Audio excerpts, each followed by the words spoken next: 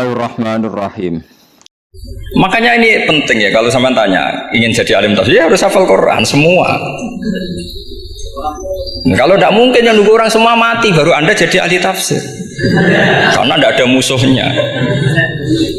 Tapi saya pastikan orang kafir pun bisa memahami Quran, yaitu tadi hatta yasma'ah kalam Allah. Sayyidina Umar tuh masuk Islam tuh gara-gara dengar adiknya baca Toha, ma anzalna alikal qur'ana litasqa illa tadhkiratal liman yakhsha tanzilam mimman khalaqal arda was samawati ula ar-rahmanu alal arsis tawa. Itu dia ma huwa bikalamil basar, tidak mungkin seperti ini karangan manusia, itu tidak mungkin.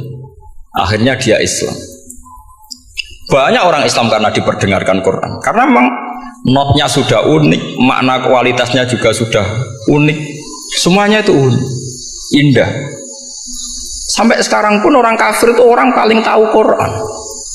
Makanya Allah mensifati orang kafir itu hasadam min indi anfusihim min ba'di ma tabayyana lahumul haq. Sekarang sama saya tanya, orang sing tabayyana lahumul haq itu orang faham apa orang tidak faham? Mereka orang kafir itu mengingkari Quran, padahal min ba'di ma tabayyana lahumul haq, setelah kebenaran nyata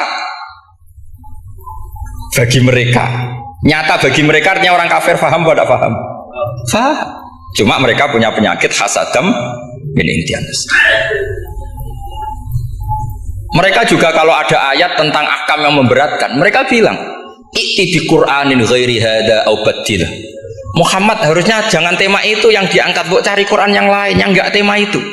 Mereka sampai memilih tema itu karena paham apa karena tidak paham? Karena paham. Makanya di makalah saya pastikan ngaji tafsir itu gampang, karena orang kafir pun bisa. Kalau kasus Ahok itu bukan paham itu melintir, beda. Paham sama melintir itu beda. Wah, ini tuh diterjemah kemenang tuh jangan mengangkat kawan orang Islam, bukan ngangkat pemimpin. Ya likirnya emang kalau ngangkat teman saja tidak boleh, apalagi ngangkat pemimpin. Fatal mana berteman sama orang salah sama ngangkat. Saman kancanan maling ini apik nak menawa nang andani terus ngangkat, maling ke pimpinanku, parah mana? Parah mana? Artinya sama saja ketika diterjemah jangan ngangkat teman, sebetulnya ngangkat pemimpin lebih fatal. Itu kan mafhum awlawiyah, itu kan normal saja. Itu di Quran biasa, misalnya innalladzina yaquluna amwalal yatama dzulman, orang yang makan hartanya anak yatim secara zalim. Kamu bilang, Gus saya tidak makan kok, sepeda motornya tak gasap, tak jual. Yang diharamkan kan makan. Wah, ya sarap kalau gitu. Maknanya begini, memakan harta anak yatim artinya ifsad. Ifsad itu merusak. Nak ngono ikhraq, membakar atau mencuri sama dengan makan. Bal asyad, malah kan lebih apa? Lebih apa? Dasar. Jadi yakuluna di situ tuh ba'dul amsilah, sebagian contoh min wujuhil ifsad atau min wujuhil ihlak. Jangan kok karena ayatnya makan, oh yang haram tuh makan, kalau nyuri gak apa-apa. Waya fatal. Itu kan sama dengan santri geblek dikandani kiai necong, kowe mbek bojomu jogeman naboi. Suatu saat istrinya lapor lagi, Pak Yai sekarang ndak naboi tapi nyadui. Karena naboi itu pakai tangan. Mereka pertama dilaporkan kiainya, Pak Yai suami saya itu sering memukulin saya pakai tangan gini. Jong jogeman naboi bojomu. Nggih Pak Yai siap.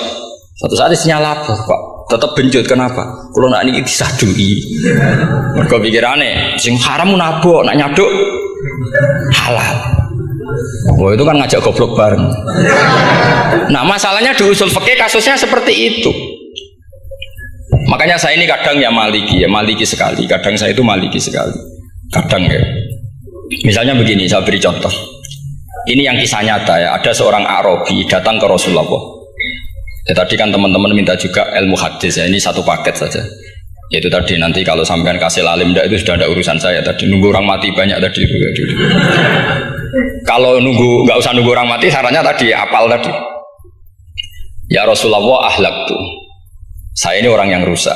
Wa ma ahlakaka. Lalu yang bikin rusak kamu apa? Qal waqatu imroati fina hari Ramadan. Saya menjima istri saya ketika masih siang.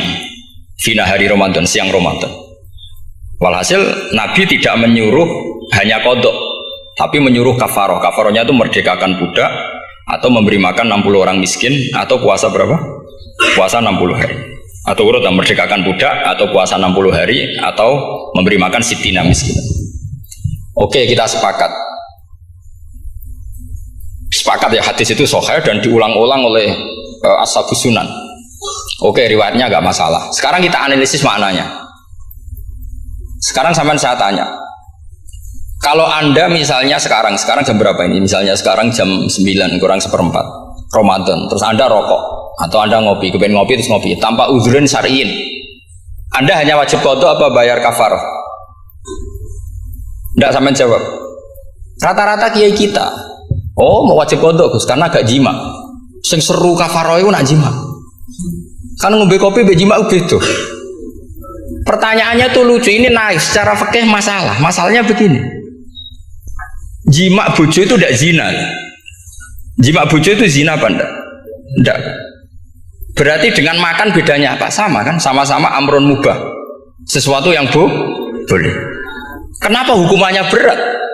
Makanya kata Imam Malik, enggak itu nilainya. Nilainya adalah hadku hurmati Ramadan bi ghairi uzrin syar'iyyin. Makanya kata Imam Malik, siapapun yang makan fina hari Ramadan, iftar apapun fina hari Ramadan bi ghairi uzrin syar'iyyin, maka hukumnya sama dengan jima fina hari Ramadan. Karena sama-sama ihlak ifsad hurmata Ramadan bi ghairi uzrin syar'i. Lenda ini ilmiah. Kamu tidak harus cocok, tapi otak kamu harus percaya. Loh iya kan beda kan. Saya secara nafsu tidak cocok, cek berarti. Tapi ilmiah saya setuju. Kalau kiai kandani itu kan pasti pakai badul amsilah, kan nggak mungkin semua contoh disebut. Jong penak melaku jogeman delok wedok iku mari setan. Mboten delok Mbah, nyekel lho malah parah tuh. Ndak bisa. Makanya ini masalahnya lafat. Ini kembali ke Imam Syafi'i bilisanin arabiyyim mubin. Ketika seorang kiai bilang cung jogeman delok cawe itu adalah mengungkapkan al-muharramat, bukan mentaksis yang haram itu hanya melihat. Saya ulang lagi ya, ketika seorang kiai bilang cung jogeman delok wedok sing haram, itu semangatnya adalah melawan keharaman, bukan mentaksis yang haram hanya delok. Itu di Quran normal semua, di semua lugat ya biasa. Itu kan sama seperti misalnya seorang mbak ngasih uang cucunya, cung tak kayak duit 100.000, cung gue tuku es, terus gue mendingan nak ragu tuku es haram iki kan ngongkone tuku es. Lah kepen putumu mati kan nyeben 100.000 gue tuku es. Ya mulai dulu istilahnya nak bangke ke ibu tuh cung 100.000 gue tuku es. Cara wong kuno. Maksudnya gue pokoke umume cah cilik senane es cuma nyebut. Ya sudah seperti itu. Sama seperti Quran menghentikan begini. Ini memang salate yang fikih dulu, yang pokok-pokok. Di antara yang enggak boleh dikawin adalah wa antasma'u bainal ukhtaini illa ma qad salaf. Kamu enggak boleh menikahi Sri dan Zainab, kakak beradik. Sudah sepakat nggih? Fi nikahin wahid enggak boleh al jam'u bainal ukhtain. Jadi mbaknya kamu kawin, adiknya kamu kawin fi nikahin wahid. Tapi nak ngeduni boleh, berarti kan dengan waktu yang berbeda. Quran hanya menyebut itu. Kemudian Rasulullah zaman Sugeng itu hanya nambahi wala binal mar'ati wa ammatiha wala binal mar'ati wa kholatiha, juga agak boleh menikahi ponaan plus buliknya, baik bulik dari bapak yaitu ammah maupun bulik dari ibu disebut apa? Kholah. Kemudian ulama fikih merasa ada yang kurang, ditambahi lagi dua perempuan yang andekan yang satu itu lelaki kok haram nikah, berarti haram jam'u fi nikahin wahid. Misalnya cucu rabibahnya boleh enggak? Enggak boleh kan? Berarti kalau sampai mengumpulkan cucu dan mbahnya fi nikahin wahid juga enggak? Ya. Tapi orang yang waras itu tidak akan nyalahkan Quran ketika tidak lengkap. Wa antasma'u bainal ukhtain ila ma qad sal, ini tidak lengkap. Yang haram kan tidak hanya jam'u bainal ukhtain, termasuk mengumpulkan cucu dan mbahnya. Karena Quran enggak mau dengan logika tidak waras itu, tidak mau. Taruh saja orang itu rata-rata mbahnya kan umur 70 tahun, cucunya umur 17 tahun. Kebayang nggak kamu nikahi sehingga adekan boleh bareng, pasti kamu milih bareng. Makanya Quran hanya bakas wa antas mau final ukhtain, karena yang mungkin masih menggugah selera itu dua. Tapi kalau cucu sama mbahnya itu, kalau ada yang masih selera kan ya sarap dulu. Tapi fikih sebagai kaidah tetap menerangkan termasuk yang haram jam'u adalah bainal mar'ati wajad dati. Paham juga maksudnya? Artinya ketika menyebut itu tidak jaminan merangkum semua hukum, tapi ba'dul amsilah. Fa'innal akila yaktafiya bi isyaratil ba'di. Karena orang kalau punya akal di isyaroi sebagian sudah paham. Ini penting kalau aturakan. Jadi ini penting. Nah bayangkan sekarang banyak gerakan-gerakan ahli Quran katanya, tapi nggak memahami ilmu usul fikih. Quran rono ya wis. Nang Quran rono cerita harame asu, nak ngono asu ya halal. Ora ono Qurane. Sing ra ono iku tekem ora Qurane, kok aneh-aneh kowe.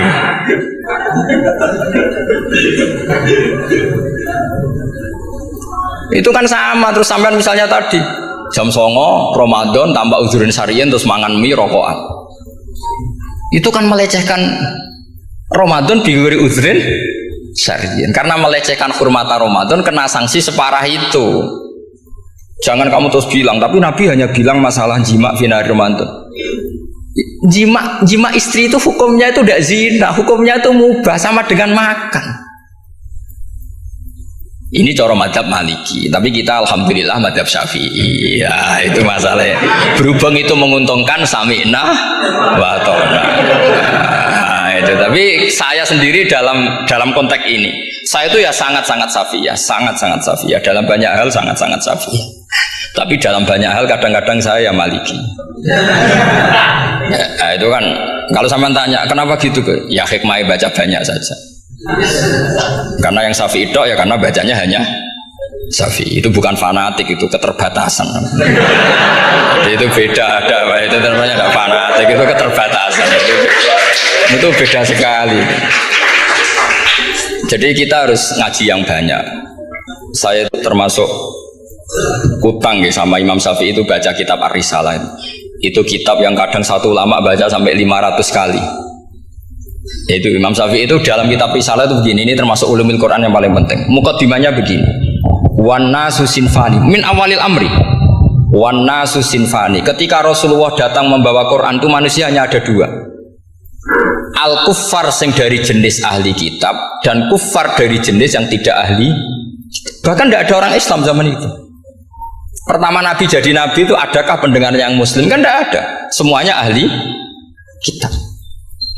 Makanya susah kalau Quran kamu analisis korbannya orang Islam tuh, kata Ibnu Umar tuh lucu. Dulu tuh mukhatabnya tuh orang kafir, jelas kuliah ayyuhal kafir.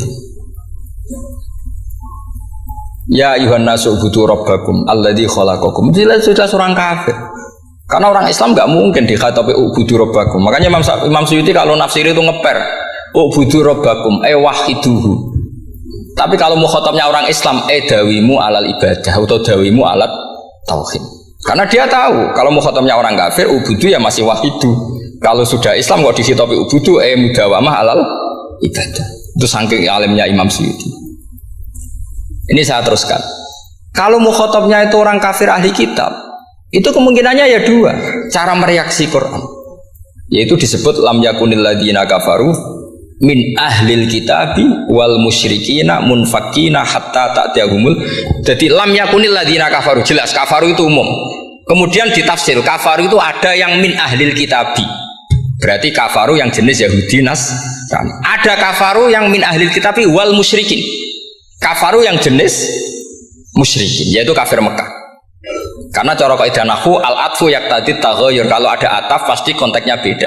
Ja'a Zaidun wa Amrun, berarti Zaid ada Amar, Amar ya ada Bakar. Karena Ja'a Zaidun wa Amrun wa Bakrun, pasti orang ini berbeda. Tidak boleh orang yang sama kamu pakai ataf. Ini sudah clear ya ini ya. Kemudian cara pandang mereka ya beda. Ketika Rasulullah mengajak tauhid, itu ahli kitab tidak masalah. Memang harusnya Tuhan itu satu, tidak masalah bagi ahli kitab. Problem bagi ahli kitab adalah Muhammad itu nabi. Itu kita nggak suka. Kalau Tuhan satu oke, tapi kalau Muhammad nabi tidak oke. Kita bisa jadi nabi, kata mereka, karena mereka merasa nasabnya sampai Ibrahim. Sementara zaman itu mereka sanksi Muhammad itu nasabe konti, gak jelas. Nah, ini penting kalau aturakan. Sehingga dalam konteks ini Allah menjawab ahli kitab dulu. Ini itu disebut Muhammad itu nasabe jelas. Ini itu fihi ayatum bayinatum maqamu Ibrahim. Ini saya dengarin. Ibrahim itu jelas pernah ke Mekah. Bukti Ibrahim pernah ke Mekah adalah jejak kaki Ibrahim di makam apa? Makam mereka artinya buatan kuburan, buatan jejak kaki Ibrahim ketika bangun Ka'bah. Fihi ayatum bayinatum maqamu Ibrahim. Pun. Kalau Ibrahim pernah di Mekah, artinya beliau pernah nikah di Mekah. Paling tidak punya dzurriyyah di Mekah. Jadi Ismail dibawa ke Mekah. Jelas ayatnya wa idh yarfa'u Ibrahimul qawaida minal baiti wa Ismail. Ini dengarin ya. Sebab itu saking alimnya berjanji itu beliau tahu betul masalah utama Rasulullah Muhammad adalah disangsikan nasabnya. Sebab itu kitab berjanji pertama cerita setelah dia alhamdulillah macam-macam awalu ma'anab tadi saat terus dia bilang wa ba'du fa'akul huwa Muhammad bin Abdillah bin Abdil Muttalib. Saat terus ya wa ba'du wa Muhammad bin Abdullah bin Abdil Muttalib wasmu Syaibatul Hamdi Humidat Khisaluhus Saniyah. Saat terus Ibnu Qusayn, saat terus Sumiyah bi Qusayn litaqasi fi biladi Qudu'atal Qasiyah. Karena dia tahu yang masalah bagi Rasulullah itu adalah masalah nasab bagi mereka loh, bagi mereka yang kafir. Terus beliau ngendikan ditutup wa adnanu bila raibin indadawil ulumin nasabiyah ila dhabihi Ismaila nisbatuhu wa mun. Jelas saya Adnan itu pasti puter cucu-cucunya Nabi Ismail. Karena orang Yahudi yang disoal Muhammad itu, kamu itu siapa? Kok tahu-tahu Nabi? Kamu orang Arab. Orang Arab itu tidak pernah ada Nabi. Yang Nabi itu normalnya orang Israel, yaitu turunan Yahudi. Karena Yahuda bin Yakub bin Ishak bin Ibrahim. Akhirnya Allah membuktikan fihi ayatum bayinatum maqami. Bukti kalau Ibrahim pernah di Mekah adalah jejak kakinya di Mekah, itu dekat Ka'bah. Ini jawaban Allah yang tentang ahli kitab karena sudah jelimet. Ada ilmu ansab, ada ilmu nasab, ada polemik kitab samawi. Kalau kafir Mekah ini goblok-goblok. Ketika Rasulullah pakai teori tauhid, orang kafir Mekah itu sangat gobloknya bilang gini, Muhammad, kita ini urusannya banyak, utang kita banyak, kasus saya banyak. Kok Tuhannya satu itu tidak cukup?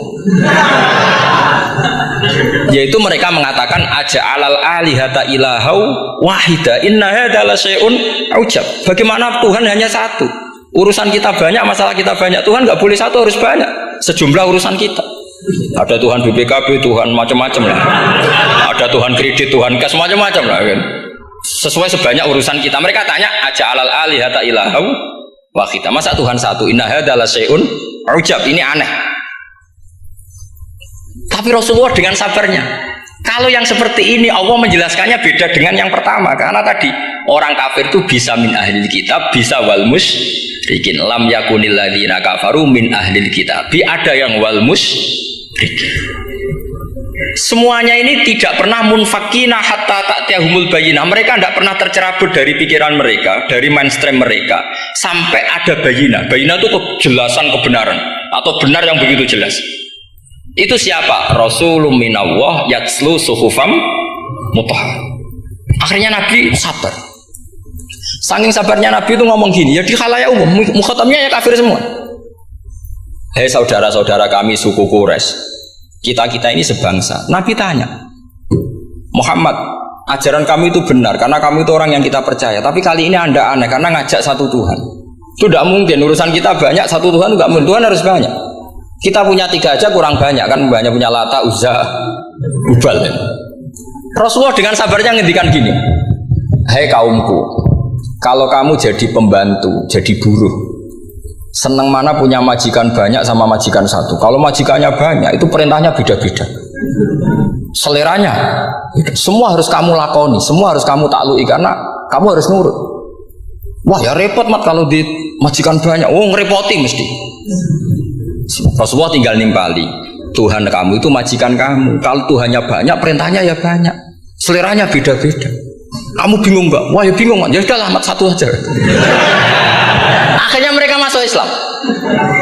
Nah itu disebut Nabi itu fatona, punya kecerdasan artikulatif. Kalau menjelaskan itu masuk akal.